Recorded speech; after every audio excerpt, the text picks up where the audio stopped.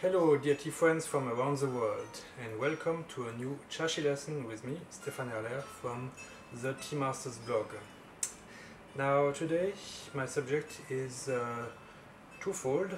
First we're going to see and experience Hung Shui Oolong from Shan Lin Xi, and I'm going to talk about tea pairing, and I think the two are very much related because it's one tea that is very suitable for tea pairing. So let's start this lesson by brewing some tea. Let's first look at the leaves that I put in this jar. Okay, not too much, since it's a high mountain Hung Shui Oolong, so it's quite powerful. And I'm going to use a rather small guy one, so it doesn't need to be too strong. My water is just boiled. It's enough to preheat the guy one and the cups.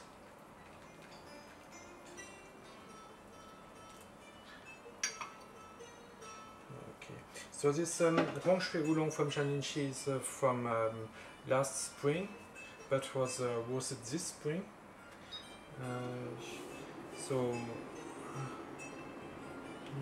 It's the roast is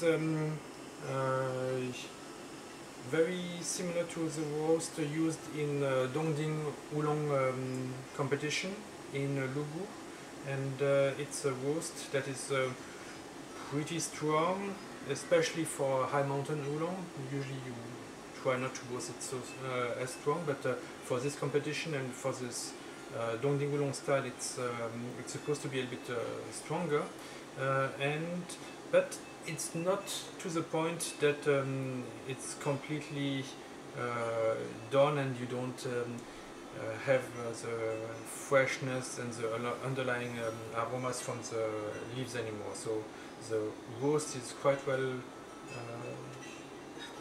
balanced, and this is of course difficult to achieve and requires skill and experience, and which is also why they have this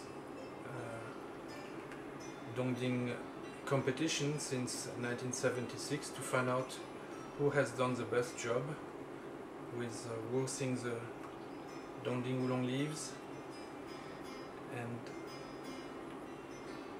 then allows some fortunate people to purchase them. Okay. Just one layer at the, of course, at the bottom of the guy one, and then I pause and I will do very slow.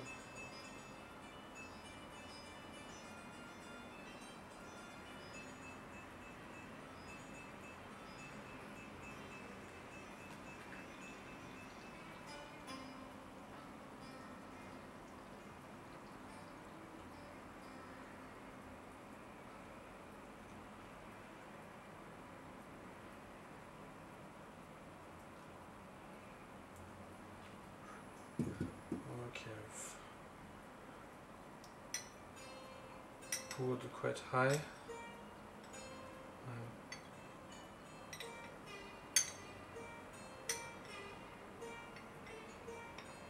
Letting the leaves tumble, roll on themselves so that they open up, and since they are quite tightly rolled, now I'm going to wait for a while until these leaves open up. Now, very sunny day today in Taipei, as you can see.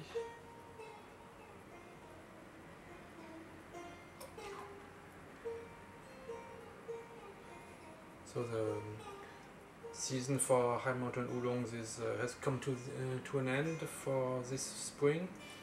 I've added 2 more Chilai and the Tianchi Oolong in the selection, and now I'm looking forward to the next coming season, which is early summer season where I'm going to look for Oriental beauty and maybe also some red tea from the East Coast, also insect bitten. But before that there will be the Lugu competition. Luckily I already have my Hung Shui Oolong, so the one from Shan Lin Xi. Okay, the leaves have opened up. Very well.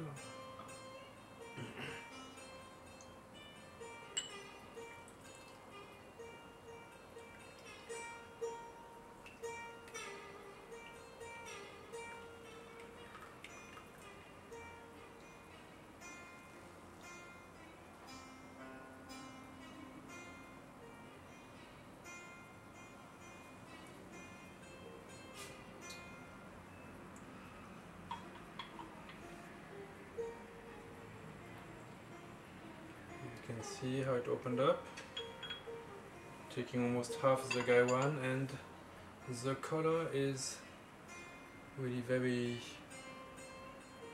golden, still a bit light, and the aromas are very roasted, delicious and sweet.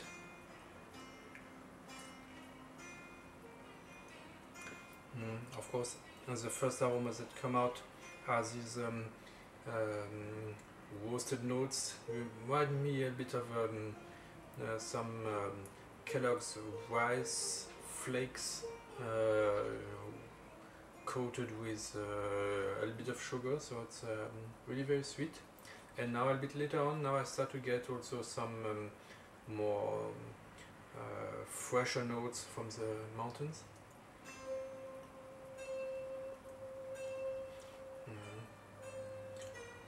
And I also start to have some tannins telling me, oh, this is a tea that has more structure.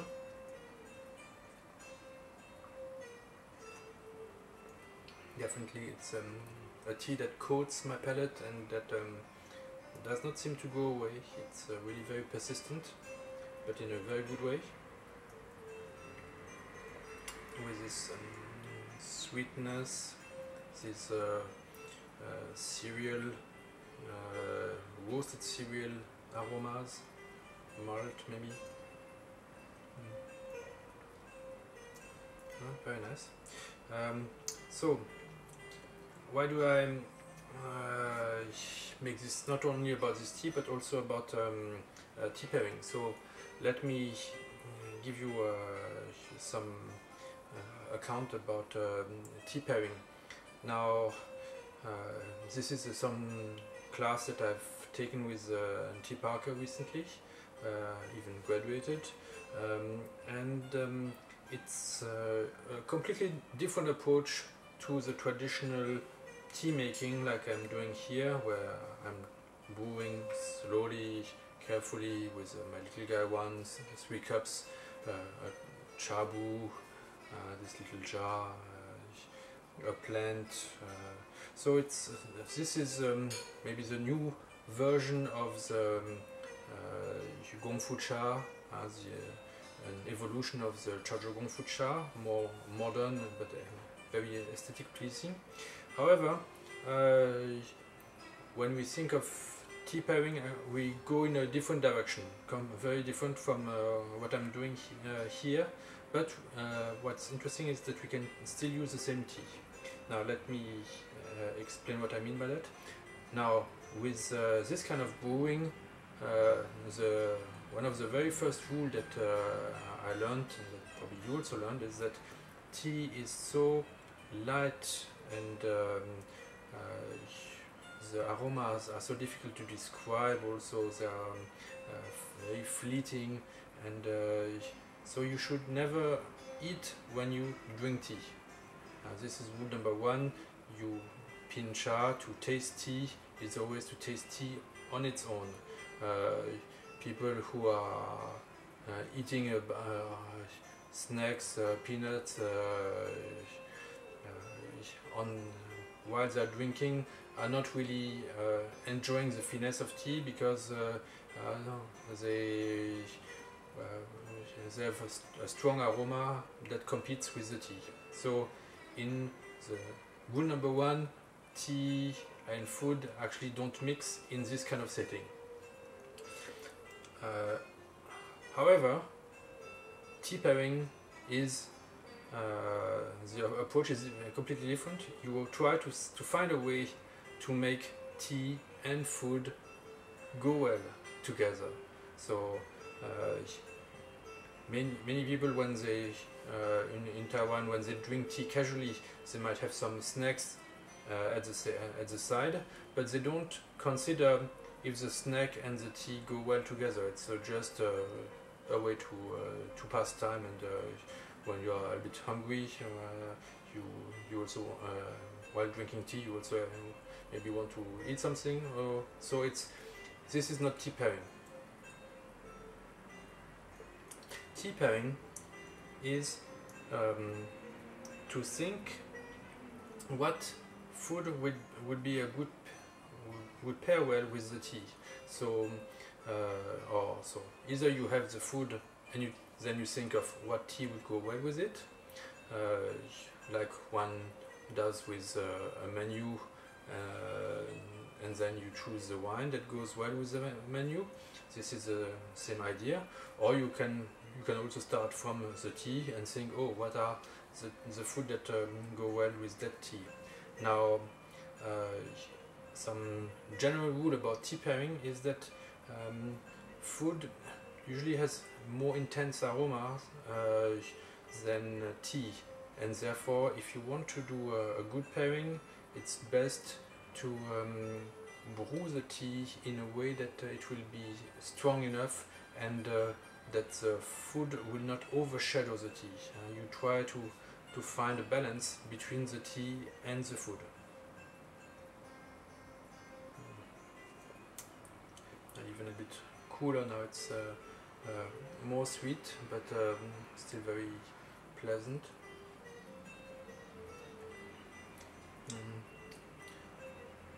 I wouldn't say there's bitterness, but it has some tannins, but very well mellowed down already.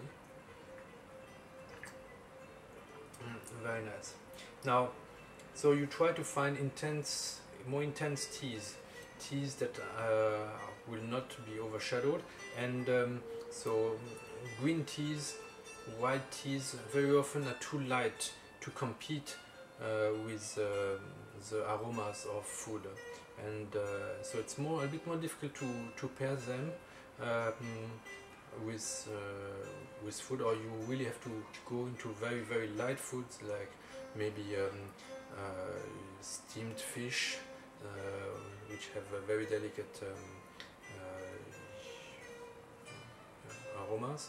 But most food actually are much more intense than tea, and so what you try to do is to start with teas that are stronger, and like this Hung Shui Oolong, which have a longer aftertaste. So this will also create more possibility to combine the aromas of the tea with the aromas of the food that you want to pair. Let's do a second brew. And so, for instance, this Hung Shui Oolong, I have quite a good experience pairing it with Chinese cooked meat, often pork with ginger and soy sauce. So if you cook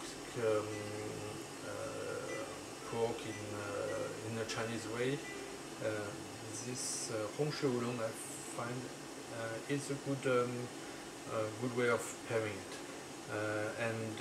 So Hung Shui Oolong, a bit more roughly, you can say it's much more like red wine.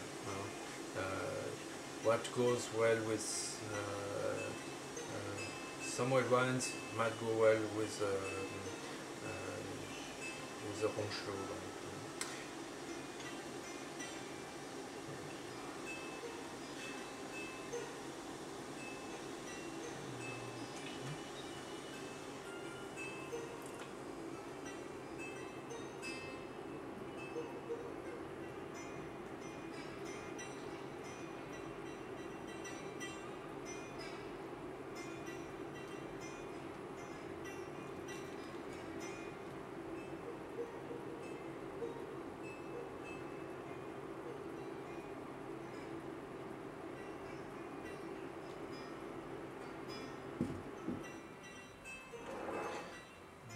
second brew.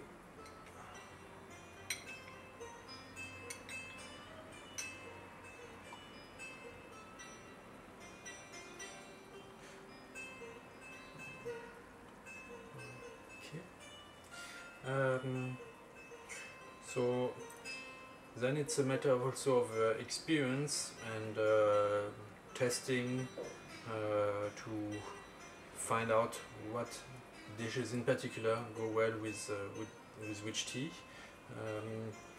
and this is actually a very good thing if you are very experienced with tea, because it gives you more opportunities to drink good tea more often, because then instead of only drinking your teas in such a setting, you can also now brew tea at the table, the dining table, and find go on an exploration and find ways to combine. And the goal then is always to brew so the tea together with the meal in mind, and try to find a combination where you are not just enjoying, oh, this is a good meal and this is a good tea, but try to find some aromas that interact, or maybe it's the aftertaste that interacts between the food and the tea. And when this happens, then you get a lot of satisfaction, because you create something new. You find new nuances in the food or in the tea that happen thanks to the other.